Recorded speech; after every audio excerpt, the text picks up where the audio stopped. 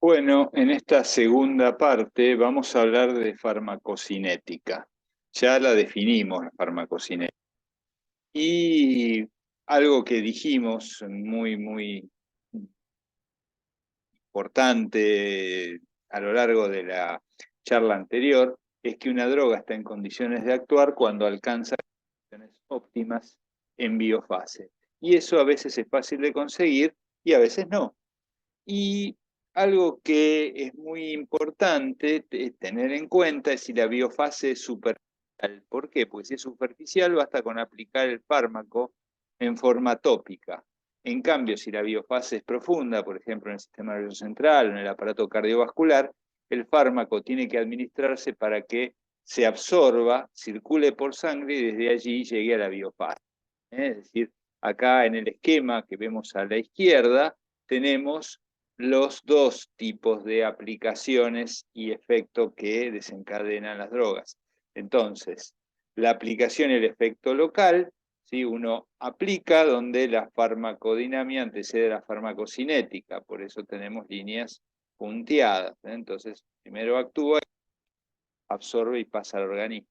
En cambio, si tenemos que la biofase es profunda, tenemos que aplicar el y la aplicación efecto sistémico, la farmacocinética antecede a la farmacodinámica. Es decir, y acá tenemos las dos grandes formas de aplicación, la forma enteral, que utiliza el tubo digestivo, y la forma parenteral, que lo evita. Entonces, las vías enterales son la oral, la sublingual y la rectal, mientras que las parenterales intravenosa, intramuscular, respiratoria, intraperitoneal. Bien. Bueno, entonces recuerden que la farmacocinética estudiaba el paso de la droga por el organismo y eso lo cuantificábamos, o mejor dicho, más que cuantificarlo en forma de curva concentración-respuesta, nosotros le dábamos un acrónimo que era el ADME, es decir, absorción, distribución, metabolismo y excreción. Entonces, cuantificamos a través, como dijimos, de la curva concentración-tiempo, es decir, cómo va dándose la concentración de droga en sangre. Es el único lugar donde nosotros podemos tomar muestras, porque está aceptado de alguna forma que, éticamente, que podemos sacar sangre para determinaciones de laboratorio. Las tomas biopsias son más difíciles de conseguir y a veces involucran cierto riesgo. Por eso es que no se en farmacocinética para dosar concentración de droga en tejido, salvo en determinados modelos animales. Entonces, con las curvas concentración tiempo, perdón, podemos modelar el movimiento, ver la influencia de covariables como la edad, el sexo, ¿sí?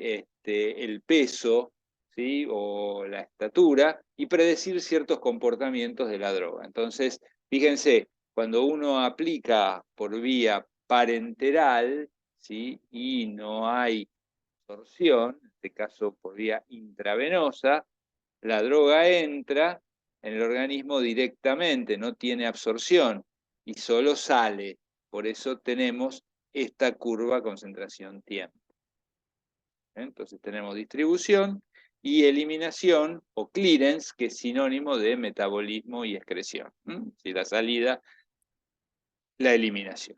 En cambio, si lo aplicamos, por ejemplo, por vía oral, un comprimido, este comprimido tiene que absorberse, ¿sí? Entrar en el organismo, donde tenemos la distribución y la eliminación. Por eso la curva tiene una primera fase de ascenso y luego descenso, a diferencia de esta otra que solo tiene. Y podemos calcular directamente distintos datos o parámetros característicos, como por ejemplo la concentración máxima y en el caso de la absorción, el tiempo a la concentración máxima. ¿Sí? También podemos graficar y obtener el área bajo la curva del paso de la droga por el organismo y podemos hacer una serie de cálculos. Si nosotros dividimos la dosis aplicada por el área bajo la curva, vamos a tener el clic, la eliminación. Y si nosotros podemos justamente medir esta pendiente, ahora después vamos a ver cómo lo hacemos, esa pendiente o K de eliminación, ¿sí? es directamente proporcional al clearance e inversamente proporcional al volumen de distribución. Y a su vez podemos utilizar el área bajo la curva por ejemplo oral y la relacionamos con el área bajo la curva por vía intravenosa para obtener la biodisponibilidad. Quiere decir que con pocos cálculos, ¿sí? Obviamente a aquel que le guste la matemática se hace un picnic, pero con pocos cálculos podemos ver muchas cosas de la farmacocinética. Y el ADME se mueve siempre, y ese movimiento es la variación de concentración de droga en la medida que transcurre el tiempo, y a los fines prácticos se analiza siempre como pérdida desde un compartimiento a otro. Quiere decir que una absorción la vemos como pérdida desde afuera, en la medida que se va ganando adentro. Y obviamente la eliminación siempre la vemos como salida desde el organismo. Por eso es que las K tienen signo negativo. Y obviamente tenemos dos formas en que se mueva: en forma constante, si siempre la misma velocidad, o la velocidad es variable. ¿Cuándo es constante? Cuando la concentración de droga en un compartimiento no influye en ella. En cambio, cuando la concentración de droga influye en esa velocidad, se dice que la velocidad es variable. Y entonces, cuando tenemos velocidades, hablamos de orden cero, ¿sí? Como dijimos antes, saturación, o cuando tenemos velocidades variables, hablamos de orden 1. Y si graficamos, ¿sí?, las curvas concentración-tiempo con estas pérdidas, vemos que el orden 0, la velocidad no varía, siempre permanece constante, por eso es una recta. En cambio, en el orden 1 varía en función de la concentración de droga. Es decir, si hay mucha droga, la velocidad es mucha. En cambio, si hay poca droga, la velocidad es poca. Por eso es que es una hipérbola. Siempre se hace asíntota al tiempo final, tiempo cero. Aunque en la práctica, después vamos a ver que esta curva asintótica, cuando llega a una cierta cantidad, la tomamos como despreciable. Es decir, si nos queda un 3% acá, ya decimos que eso es absolutamente despreciable y decimos que se eliminó toda. Bien, entonces, si ustedes se fijan, el orden 0, la K de eliminación es siempre constante. En cambio, en el orden 1, la K de eliminación es variable, pero hay, es decir, acá lo vemos cómo va variando, pero hay justamente un parámetro que se asimila a constante y que es la vida media de eliminación. Es decir, si bien la velocidad varía, el tiempo en el cual se pierde la mitad de lo que hay siempre es el mismo.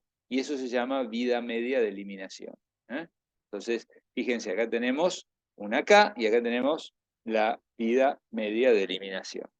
Y la vida media de eliminación para un fármaco de orden 1 es como si fuera su ADN identificatorio, de la misma manera que lo es para las drogas de orden 0.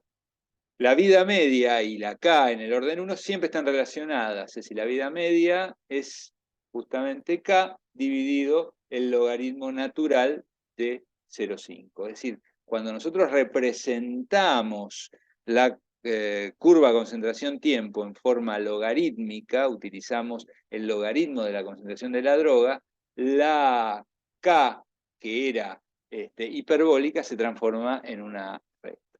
Y para que tengan en claro por qué es el ADN o por qué es importante, fíjense drogas como son las benzodiazepinas, drogas muy utilizadas, ¿sí?, como el diazepam, el clonazepam, el alprazolam y el lorazepam, ¿sí?, se las clasifica en función de su vida media, es decir, que tiene una gran utilidad la vida media en aquellos fármacos, obviamente, de orden 1. Algo que es muy importante, las drogas en concentraciones terapéuticas, ¿sí?, la mayoría de ellas se comportan en orden 1, es decir, siempre la velocidad es proporcional a la concentración en el compartimiento o en el organismo. Hay muy pocas drogas que tienen orden 0. El alcohol es uno de ellos. La difenilidantoína es otra droga. En realidad tiene un orden mixto. ¿Por qué? Porque a concentraciones bajas, ¿sí?, cuando a dosis bajas utilizadas, que se obtienen concentraciones bajas, son de orden 1, pero si uno aumenta la dosis, ¿sí?, se saturan los sistemas y se transforman en orden 0. Es decir, hay algunos pocos ejemplos, pero la mayoría de las drogas siempre se comportan como orden 1. ¿Sí? Entonces, fíjense que la mayoría de los tratamientos no es de dosis única, sino que se repiten los fármacos, es decir, diariamente o varias veces por día. Entonces, en estas circunstancias, las drogas exhiben, si exhiben justamente una cinética de orden 1, se aplica el concepto de que pasadas 4 a 5 vidas medias de la última dosis se elimina el 94 al 97% del fármaco del organismo. Es decir, piensen siempre en este concepto. En la primera vida media se elimina 50, en la segunda 25, en la tercera 12,5, porque siempre es el 50% de lo que hay. En la cuarta 6,25 y en la quinta un 3 y algo. Si ustedes suman todo eso, ¿sí? 50, 75, 87, 93 y pico y 97%, es decir, eran 5 vidas medias, queda un 3% que, como les dije antes, era despreciable. Entonces, si yo administro una nueva dosis después de transcurridas 4 o 5 vidas medias, no hay acumulación del fármaco. En cambio, si la dosis se administra antes de 3 vidas medias, se acumula el fármaco en forma apreciable. Fíjense, por ejemplo, si la vida media es de 1 hora y el intervalo entre dosis es de 8 horas, el intervalo de dosis es tau, lo mismo, intervalo entre dosis, como es el caso de la aspirina, que seguramente la han tomado alguna vez en su vida. Entonces, tiene este comportamiento, ¿ven?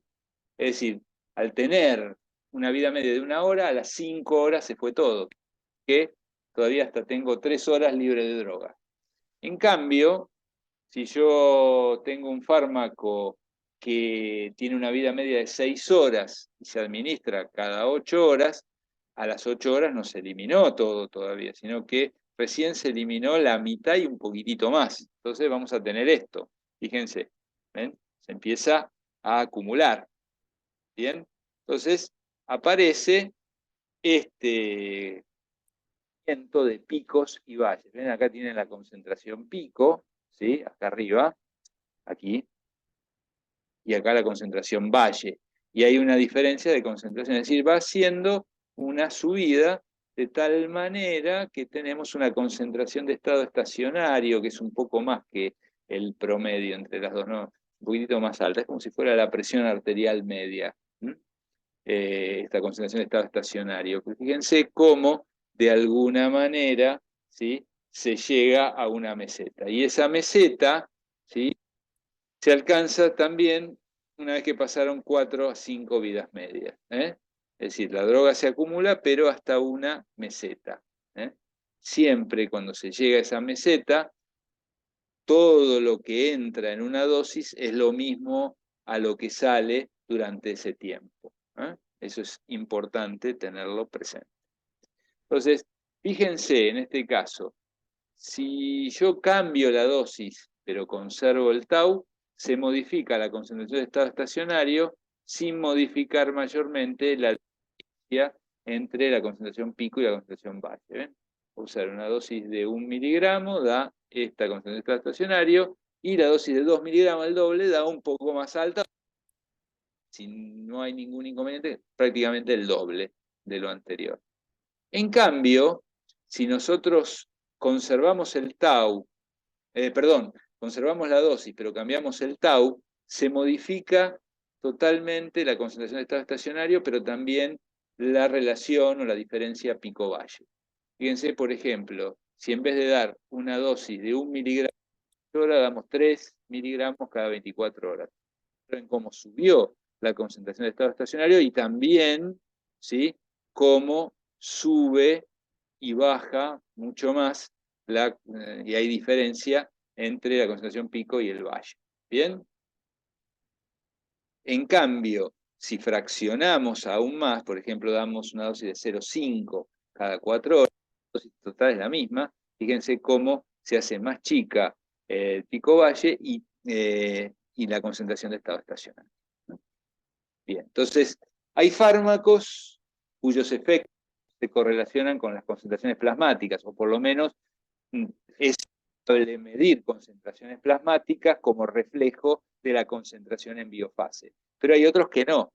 En los que tienen una buena correlación entre el efecto terapéutico y concentración plasmática, el monitoreo de las concentraciones es muy útil porque nos puede indicar si estamos, es decir, monitoreo es dosar la concentración de droga en plasma después de haber administrado una dosis o el valle, es decir, para saber cómo es ese discurrir. ¿Y por qué es muy útil? Porque de esa manera podemos ajustar y ver si estamos bien con respecto al enfoque terapéutico que estamos haciendo.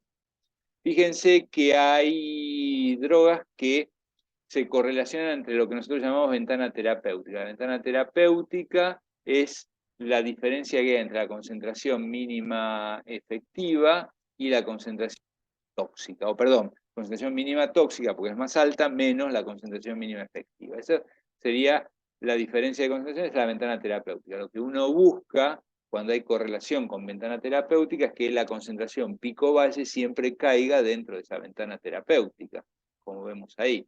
La mayoría de los fármacos tienen la cocaína, la teofilina, los anticonvulsivantes, el litio, los antibióticos bactericidas, la anfotericina, los AINES, los hipoglucemiantes orales, el ácido valproico. Uno puede dosar estas drogas y ver cuál es su concentración, porque más o menos puede deducir si está o no en ventana terapéutica con ese monitoreo. Hay que se correlacionan, pero no el pico valle, sino la concentración de estado estacionario, la concentración media. Entonces, ¿por qué se utiliza la concentración de estado estacionario? Porque suelen tener curva dosis-respuesta, después vamos a ver en farmacodinamia que es una curva dosis-respuesta, en forma acampanada, es decir, sube a un máximo y después cae. Entonces, se pierde eficacia a dosis más altas. Por lo tanto, la administración debe lograr una concentración de estado estacionario que coincida con el máximo efecto.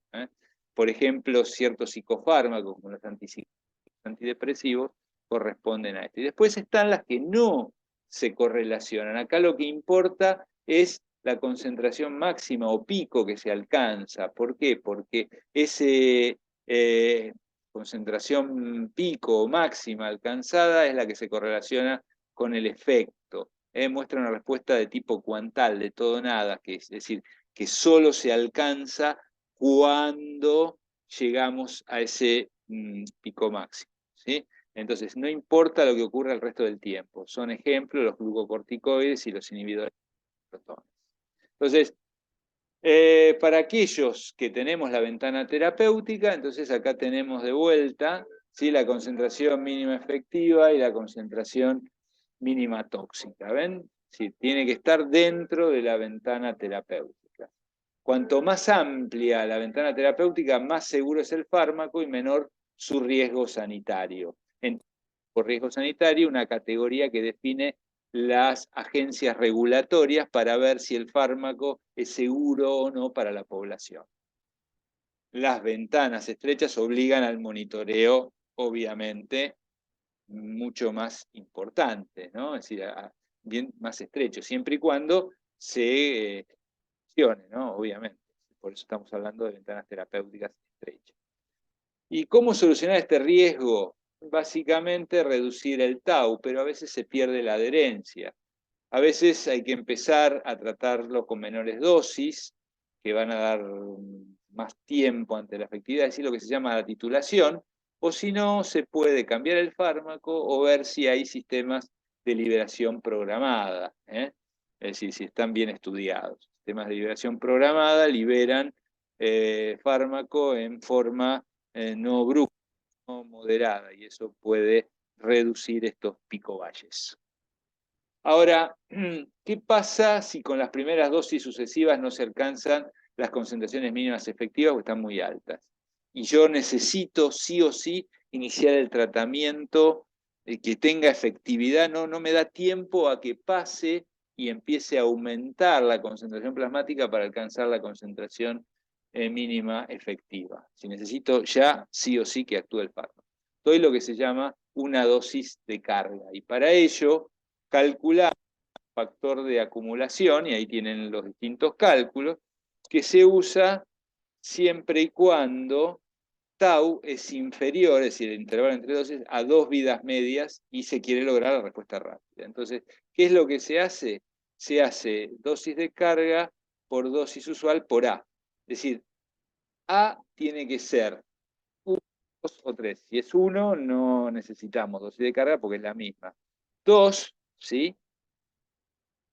Duplicamos la dosis. 3, la triplicamos. Pero si la dosis de carga, digamos, el factor de acumulación, cuando uno lo calcula, da más que 3, bueno, en ese caso, lo que tenemos que hacer es calcular la dosis de carga en días sucesivos hasta que calculado. Supónganse que el factor de acumulación da 30. Y bueno, daremos una dosis de carga por 3, ¿sí? Durante 10 días. Ese sería el concepto aproximado.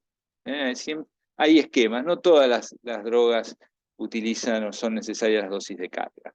Eso es muy, muy importante. Bueno, vamos a dejar de lado un poco las curvas y vamos a hablar 2 o 3 cositas de distintos aspectos farmacocinéticos. Uno de ellos es la vía oral. Esta es la inconveniente porque no es traumática e imita a la fisiología. Tiene el inconveniente de ser indirecta porque depende de procesos fisiológicos como el peristaltismo, el flujo sanguíneo, la capacidad absortiva de la mucosa, es decir, el tamaño. Es decir, obviamente que el intestino es el que más área presenta, y es pasible de múltiples interacciones, porque ahí junto con el fármaco pueden ir alimentos, xenobióticos y otros fármacos. Es decir, lo interesante del peristaltismo y el flujo sanguíneo es que a lo largo del tubo la droga se mueve y eso genera una diferencia de concentración. Y a su vez se va absorbiendo y el flujo sanguíneo lo va arrastrando, con lo cual hay un gradiente o una diferencia de concentración que favorece la entrada de la droga siempre y cuando se cumplan los requisitos de pasaje que hemos mencionado anteriormente. Acuérdense que cuanto más mimetismo tiene la droga con la sustancia de interés, mejor va a pasar. Y acá tienen la capacidad absortiva y la superficie, es decir, la mejor capacidad absortiva la tiene el duodeno, pero la superficie representa solo el 4%. Quiere decir que el grueso de las drogas se empiezan a absorber en el duodeno, pero siguen en el yeyuno y terminan en el ilion. Pero básicamente es en el yeyuno. Si uno calcula aproximadamente el tiempo de residencia en el intestino delgado, esto es de 10 a 15 horas aproximadamente. Hay algunos casos que más. Hay fármacos que aceleran este tiempo y hay fármacos que retardan. Es decir, por ejemplo, el colinérgico frena el peristaltismo. En cambio, un proquinético como la metoclopramida lo acelera. Entonces, ahí cambia ese tiempo de residencia. Pero fíjense que el lugar más importante está resaltado, de absorción está resaltado aquí. Y algo que es muy importante, por vía oral, el primer paso hepático es obligado. ¿Por qué? Porque toda droga que es absorbida en el tubo digestivo, por vía del hígado. Aunque no todas las drogas sufren el efecto de primer paso, porque después vamos a ver que el efecto de primer paso es lo que se llama extracción metabólica. Entonces, aquellas que sí lo padecen, son drogas de alta extracción. Fíjense, puede ocurrir que una droga administrada por vía oral tiene una primer barrera, que es la mucosa intestinal, pero va a ir por circulación portal y puede haber una segunda barrera de extracción metabólica. ¿Sí? Tanto la primera barrera como la segunda barrera pueden determinar que la circulación sea el 100%. Si es el 100%, no hubo barrera en realidad. En cambio, si hay un 50%, como entrado acá, y la fracción de absorción, o FA, es de 0,5, quiere decir que hubo un 50% que fue extraído por estas dos barreras. Por ejemplo, a nivel intestinal puede haber inactivación luminal por alimentos, por otras drogas, por lo que sea. Puede haber una falta de permeabilidad, si la droga no es permeable. Acuérdense que por más que tenga liposolubilidad, si la droga no tiene un tamaño apropiado, no tiene un mimetismo apropiado, no se absorbe. A veces no se absorbe porque tiene cargas y queda en el agua, y no queda en contacto con la mucosa. Pero bueno, es una falta de permeabilidad. Y también hay extrusión hay glicoproteína P que la vuelve a sacar hacia la luz, o bien hay citocromos que lo metabolizan. Y en el hígado, el flujo sanguíneo y la captación y el metabolismo son los que condicionan que el hígado saque. Si el hígado puede no sacar, porque le llega muy poca, es decir, se reduce el flujo sanguíneo, o porque directamente no tiene la capacidad de captar y metabolizar la droga. Es decir, toda vez que hay, ¿sí?, una, digamos, posibilidad de captar y metabolizar la droga, vamos a tener extracción hepática y eso es el primer paso. ¿Bien? Entonces, tengan presente que esto que está acá también se cuenta como parte de la extracción a pesar de sufrido por el intestino. Bueno, entonces, los distintos comportamientos absortivos a nivel intestinal es, por ejemplo, drogas de baja biodisponibilidad porque los transportadores ABC, es decir, las glicoproteínas, lo sacan. Por ejemplo, el alcaloide de la ergotamina, si bien entra, el 90% vuelve a ser extruido a la luz. Quiere decir que solo el 10%, o la fracción de absorción de 0,1, es la que se alcanza a absorber y eso es lo que va a pasar a la sangre. Fíjense que en este caso la ergotamina sufre directa extracción de primer paso, no en el hígado exactamente, sino en el propio intestino. En cambio, una droga de disponibilidad intermedia como las dihidropiridinas, ¿sí?, sufren de alguna forma la participación de los transportadores, pero también del metabolismo, tanto en el como en el hígado. Es decir, acá sí hay extracción metabólica.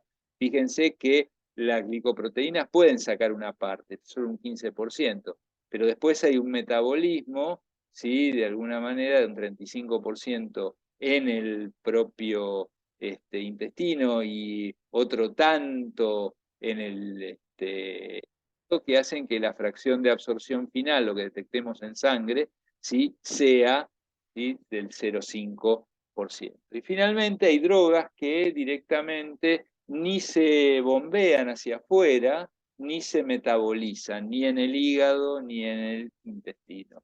Y son drogas de alta biodisponibilidad, ¿ven? Carecen de extrusión y metabolismo. La fracción de absorción alcanza o ronda prácticamente el 100%, como es el caso de la amoxicilina. Bien. Con respecto a distribución y unión proteica, recuerden este esquema donde las drogas prácticamente se unen a la albúmina y es un sitio importante de interacción porque las drogas suelen ser desplazadas de este depósito. Obviamente, ¿cuáles son las drogas que se van a unir a la albúmina? Aquellas de naturaleza liposoluble, porque no pueden estar disueltas en el plasma. Las drogas de naturaleza básica, además de unirse a la albúmina, se pueden unir a la alfa-1 glicoproteinasa.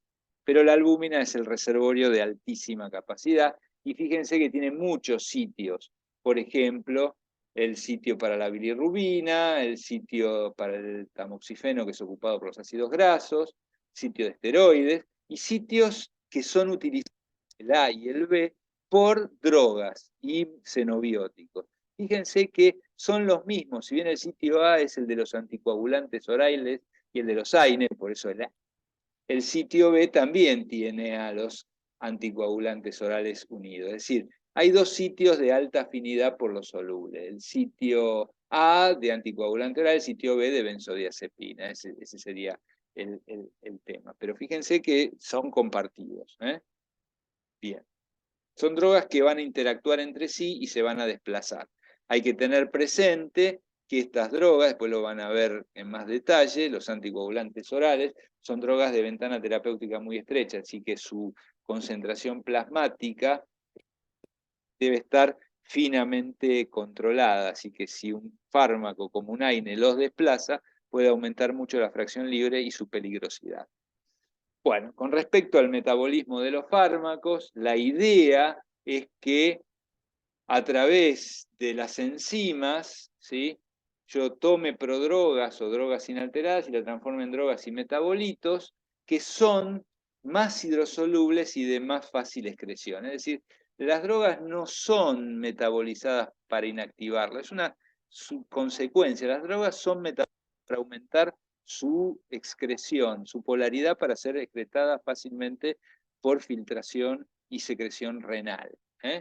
Entonces, los metabolitos pueden ser inactivos, pueden ser activos, en el caso de las prodrogas o de algunos metabolitos, por ejemplo, la fluoxetina tiene la desetilfluoxetina, que es un metabolito activo, fármaco que tiene metabolitos activos, que pueden ser tóxicos también y obviamente terapéuticos. Y después puede haber metabolitos que son intermedios, son reactivos y obviamente si son reactivos pueden dañar al hígado, suelen ser hepatotóxicos. Es decir, aquellas drogas que suelen generar una hepatotoxicidad manifiesta es porque tienen metabolitos intermedios. Acá tienen los sistemas de fase 1, acuérdense que los sistemas de fase 1 son los de oxidorreducción, mientras que los de fase 2 son los de conjunción. Acá están todos estos, cuáles son los sustratos naturales y si sufren o no inducción. Y la fase 1 es el paso limitante, porque la velocidad siempre es menor que la velocidad de la fase 2. La glucuronidización, es decir, el agregado de ácido glucurónico por la glucuroniltransferasa, es una de las de las vías de fase 2 más importantes. Fíjense que llega al 1% de los fármacos. Y a veces no hace falta que pasen por fase 1 en algunos casos. Por ejemplo, el lorazepam, que es una benzodiazepina, solo se conjuga. Así que no necesariamente tiene que haber fase 1 y fase 2. Y dentro de la fase 1, fíjense que acá está sombreado, el 76% de la masa metabólica o de los responsables son citocromos. A pesar de que hay otras enzimas, los citocromos son los más importantes. Y acá tienen la familia de los citocromos hepáticos. Cada una tiene una letra, tiene un número, una letra y otro número. Es decir, el primer número habla de la familia, la letra la subfamilia y después el citocromo específico. Acá tenemos el citocromo 3A4, 3A, el más importante es el 4, dentro de esta familia también está el 5, que metaboliza el 55% de las drogas. El 2D6, ¿sí?, que metaboliza el 25% de las drogas, 25, la familia 2C, 2C9, 2C8, 2C19, que metaboliza un 20% de los fármacos, y luego otros como el 12U, que metaboliza poco de los fármacos. Pero fíjense que acá hay una discrepancia muy importante en el 2D6. Muy poca cantidad dentro de la masa disponible y mucha cantidad de drogas. Entonces hay gran riesgo de interacciones. ¿Por qué? Porque el citocromo 2D6 metaboliza muchas drogas. Por ejemplo, psicofármacos, beta bloqueantes, etc. Entonces, hay muchas interacciones. Entonces, la FDA es la Agencia Sanitaria de Estados Unidos, ha restringido la aprobación de drogas metabolizadas por el citocromo 2D6. No es que está prohibido, pero tienen que justificar muy bien este uso. Bien, otra de las cosas que quiero comentarles es el ciclo o circuito enterohepático, donde cuando hay una administración oral de un fármaco, se absorbe una parte por él y como pasan por el hígado puede verlo, justamente lo metaboliza en forma de conjugado con glucurónido. Entonces, esto si se administró por vía oral, es primer paso hepático. En cambio, si se administró por otras vías, es simplemente metabolismo. Pero, ¿qué es lo que pasa? Este conjugado no solo se excreta por orina, sino puede excretar por bilis. Es decir, pasa por la bilis, llega de vuelta al intestino, donde es desconjugado por las bacterias intestinales y que al desconjugarlo permiten que se reabsorba parte del fármaco y así permanece más tiempo en el organismo. Ojo, porque si la microbiota se elimina por tratamiento antibiótico, el ciclo enterohepático se pierde y la efectividad del fármaco también. Es el caso de los anticonceptivos orales. Es decir, se pierde la concentración y se pierde justamente la capacidad de anticoncepción. Muy bien. Entonces, con respecto a la excreción de drogas, el lugar más importante es el riñón, pero también hay excreción por leche materna. En el riñón las moléculas se filtran y se segregan activamente. La filtración glomerular depende del flujo sanguíneo renal, del gasto cardíaco y de la hidrosolubilidad de las moléculas. Y las moléculas no tienen que estar unidas a las proteínas, porque si no, no filtran. En cambio, la secreción tubular depende justamente de los sistemas SLC y ABC presentes, por lo tanto requieren de mucha energía. Muchas veces hay secreción, pero lo más importante es la reabsorción tubular, es decir, ahí es donde se gasta mucha energía. Por ejemplo, los aminoácidos y la glucosa prácticamente se reabsorben todos en el túbulo contorneado proximal, junto con buena parte del sodio. Pero también se intercambian, ¿sí?, con aniones, o se utiliza el sodio para meterlos adentro, en el caso de los transportes de ácidos orgánicos. Acá se usa el sodio, acá se usa intercambio con otros ácidos orgánicos. Entonces se vuelven a reabsorber o se pueden volver a secretar. Y también acá participan, obviamente, la resistencia múltiple a droga de tipo 2, que es otra glicoproteína ABC, diferente de la glicoproteína P, porque la glicoproteína P era para sustancias básicas, y acá estamos hablando de sustancias ácidas, ¿sí? Acá está, esta es la glicoproteína. ¿Sí? Fíjense que los cationes también tienen su sistema de transporte, que son los OCTs. Son todos SLC, ¿ven? Fíjense que a nivel de los sistemas SLC hay ácidos que se excretan y se e interfieren entre sí. Por ejemplo, los diuréticos de asa actúan a nivel distal del riñón y tienen que ser segregados, además de filtrados, en el túbulo contorneado proximal. Si justamente junto con el diurético hay AINES, se excretan los AINES y no los diuréticos, entonces se pierde efectividad. Entonces fíjense que esto también es lugar para posibles interacciones. Y tengamos presente que hay una regla, la regla de Detley, donde la droga que es excretada y eliminada, perdón, por riñón, su clearance es proporcional al clearance de creatinina. Entonces, hay un factor que es alfa, que es la proporcionalidad entre el clearance y el clearance de creatinina teórico. El clearance renal de droga, obviamente, y el clearance de creatinina teórica. Entonces, fíjense, normalmente alfa vale entre 1 y 2, eso depende de cada droga, y si la droga, su clearance total, está de alguna manera relacionado con el clearance renal, es decir, hay muy poco clearance extrarrenal, este clearance renal está relacionado con el clearance de creatinina en forma lineal. Entonces uno puede calcular mediante algunas fórmulas, acá hay una, que es la de Cockcroft y Gold, el clearance teórico de creatinina en función de la creatininemia y la edad del paciente, y a partir de ello calcular más o menos cómo está su suficiencia para poder eliminar la droga y ajustar o no la dosis. Bueno, algo para ir terminando, biodisponibilidad, este es otro concepto que quiero dejarles para que lo estudien, es la cantidad de fármaco liberado por una forma farmacéutica y a qué velocidad lo hace para que pueda ser absorbido, medido, es decir, nosotros podamos medirlo en muestras de sangre venosa periférica. Es decir, la idea de la biodisponibilidad que estudia la biofarmacia es que el medicamento, esa forma farmacéutica, libere la droga, y esto es un mecanismo que está perfectamente controlado, porque eso lo hace el laboratorio que estudia biofarmacia, y la droga queda en contacto con la absorción, por ejemplo, con la superficie absortiva, perdón, a nivel intestinal, para ser absorbida. Este es un proceso errático, es decir, es variable en función de cada uno de nosotros.